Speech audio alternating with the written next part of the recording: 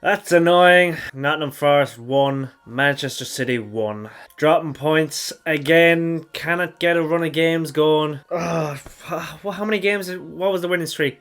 What did we get up to? So it lost to Spurs. Was it 2 games? Was it Aston Villa and Arsenal? Was that the only 2? So 3 games is all we've been able to put together as a winning streak this season. I don't know, man. There's positives and negatives to come out of it, though. I think I'll run through the negatives first because it's just easier to get them out of the way. And probably what's on everyone's minds, the game was a negative. We're dropping points again in a tight race. Arsenal with a lucky win, I don't know, but a tight win earlier on in the day. Yeah, jeez, right. We'll run through it. Game review, Nottingham Forest, City, 1-1. Yeah, let's go. First things first, so the main reason we dropped points this game was missed chances. Our missed chances made us miss a chance of going top of the table again. But yeah, plenty missed chances. Rodri with 2 headers. Kevin De Bruyne's shooting was way off the whole time. His Arsenal form may have just been a one-off this season or post-World Cup. He's pretty much had bad games most of the other time. The Arsenal was actually just a turn-up for an off day or an on day for one. Yeah, who else? Laporte with a header directly at the keeper. We gotta talk about Haaland as well. First and foremost, the dive. It was a dive, like there's no way he was going down. I think the way he was running at an angle that would have made him take it on his right foot, or it was just outside his foot for the shot, and that's why I think he went down. But he was through on goal. He should have went and shot for goal, but I think he took the easier option. Maybe he thought he's on a yellow card, might be easy to get him a red card here. I don't know what he was doing. Man of his caliber should be bundling through Coral or whatever his name is and going straight for goal. Yeah, but he dived. That was like a Mo Salah and Diaz tackle at the Etihad in last year, 2 years ago, when Salah got the penalty for it. And yes, Salah got the penalty for it, but Haaland didn't get it this time. It shouldn't happen anyway, but that was the first one. The second one is he should have scored today. He should have scored. His shot, it was a bad shot as well. He hit it into the ground, but the way he shoots, sometimes he just doesn't really go for placement or precision. He just tries to throw a foot at it and bounced off the crossbar. Yeah, and then he spooned the rebound over the bar, a bit like Riyad Mahrez last week. Yeah, that was awful from him. He had to score that for the striker of his quality. He had to score that. That's all it is. Like, he just had to score, and he didn't do much else apart from that. We didn't really make use of his runs in behind or long balls up to him today. It was just, I think it was because everything else was kind of working well. We didn't really have to resort to it. But I'll talk about that in the positives because some of the play was good. And then the final chance that I haven't mentioned is the Phil Foden one. Phil Foden should have squared it. I think he was going to square it, but then he got off balance, but he should have squared it earlier, to be honest. If he'd squared it straight away, Haaland would have scored. The longer he waited, the more time the defenders actually had to come back. So if that was a misplaced pass by any stretch, the defender might have got back and tackled, but the longer he waited, the more perfect and precise his pass had to be. But if he laid it off straight away, he would have scored. That's twice now we've done that. Gundogan didn't lay it off for Haaland either. I think Foden was going to shoot, but then he thought of that and he was like, Haaland would kill me if I don't pass to him, but he slipped up anyway and missed.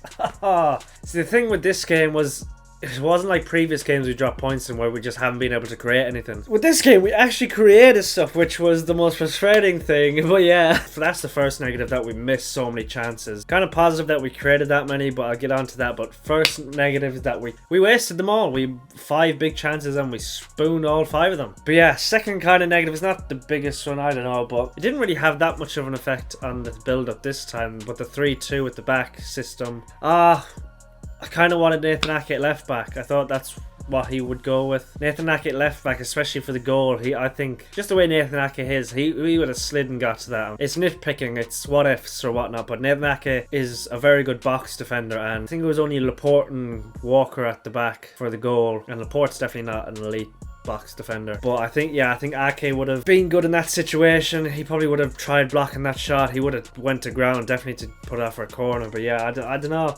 Maybe I'm just picking at hairs here. I think that's a saying. Picking at hairs, is that a saying? I don't know. But I think I'm just nitpicking. Yeah, you know what I mean. But just small little things. I kind of wanted Nathan Ake to play and a 4 at the back. The 3 at the back wasn't too bad. Maybe our away form is actually rubbish. So 3 at the back is maybe okay when you're playing lower teams at home. But yeah, away is just not the time to do it. I really wanted a flat back 4 with Nathan Ake at left back. Then you're sacrificing one of Bernardo or Gundogan, but that's what we've done all the time. We've always sacrificed one of them, and that's how we've won the league most years. Like, we're going away from a tried and tested system just because of maybe a couple of games before the World Cup. Yeah, I think that just blew Pep's head off, and then the whole happy faces thing after the World Cup just tipped him over the edge. Yeah, kind of want Ake left back. Oh, apart from that, he had the right personnel. He had Diaz, Walker, Laporte. Midfield was fine. Forward line was fine. Phil Foden on the right from ours. I think I said I kind of wanted that in my preview. He was, and as I said in my preview, much better on the right than he is on the left. On the left, he's not it anymore. Just not it. On the right, he cooked today.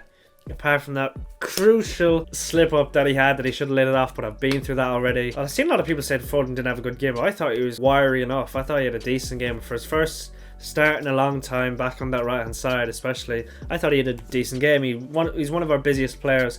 Took on Lodi a few times. He was great at coming inside as well.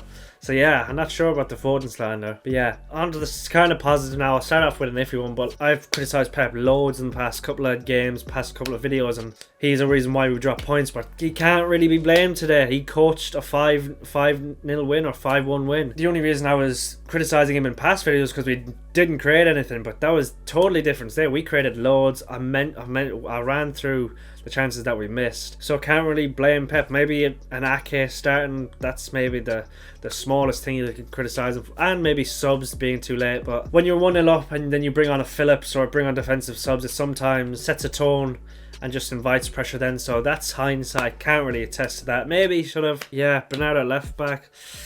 I'm not sure. He didn't play left back really tonight. He just played in centre mid. Just you could tell by how wide the gaps between Laporte and Diaz were. Laporte was basically left back and Diaz was basically at right centre back. So it's just a bit of a weird one. Into the positive now. That first half, first 20 or 30 minutes, great play.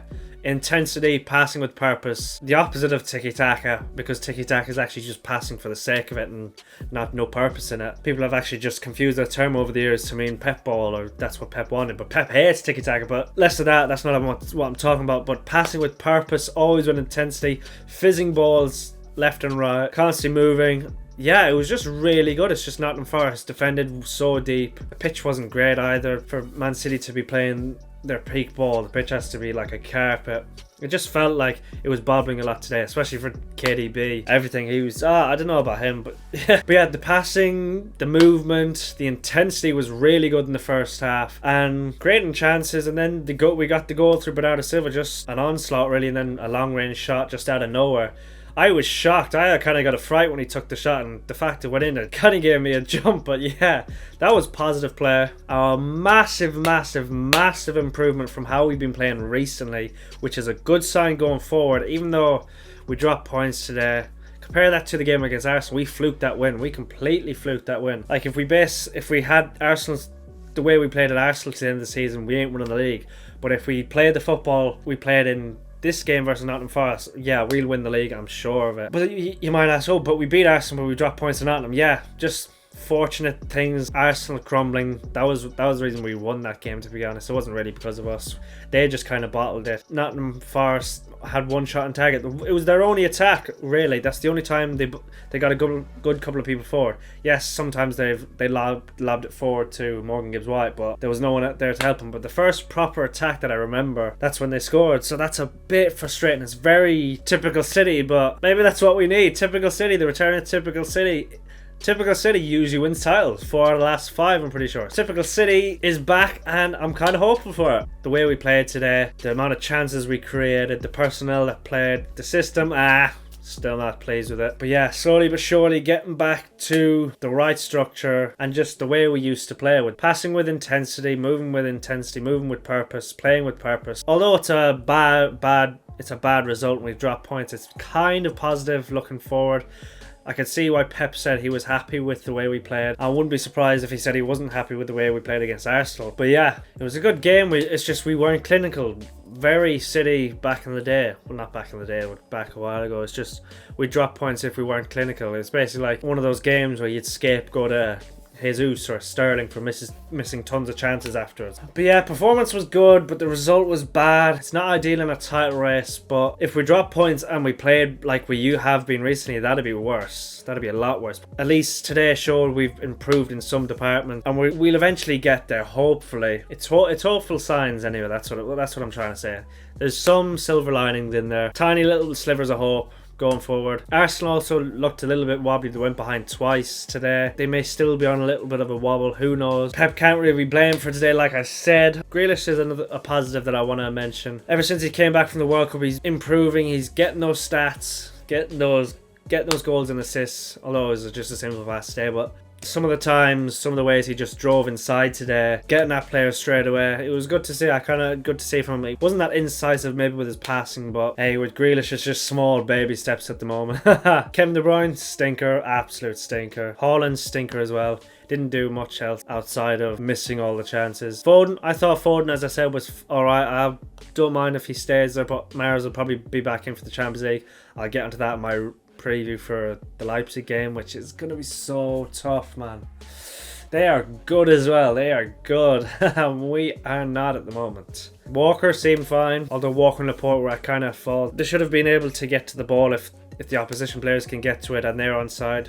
Kyle Walker should have been able to get to it. Could Edison have come for it? I'm not too sure. He didn't really have any other saves or any playing off the back to do. He was pretty much a passenger for the game. Laporte seemed fine. He didn't break the lines like he normally does, although that's maybe because Nottingham Forest sat back a lot. Yeah, I'd want him to switch play a lot more like he used to do. Do you remember his debut? He was just pinging diagonals against West Brom. I want to see more of that from him. Yeah, like, was anyone bad? Rodri wasn't bad. Gundogan wasn't bad. It's just, yeah, maybe some long shots as well. We need just pop some long shots to get them on target anyway. And then that brings out defenders, and then that creates space. Yeah, just these small little things could maybe bring a result. Who knows? I ain't the manager. I don't have to bring the solution. That ain't my job. I'm just here to complain about it all. Yeah. Going forward, is Kevin De Bruyne a worry? Do we have to drop him? Does Pep have to drop him? Because he's not on form at all. I thought the last two games he was getting back on it, but maybe they were just flukes. Goal and assist against Arsenal, but it's not like he created loads. Or did he create loads against Arsenal? I'm not too sure. We kind of fluked the win against Arsenal, I'm not going to lie. Aston Villa, what was that? 3-1 as well.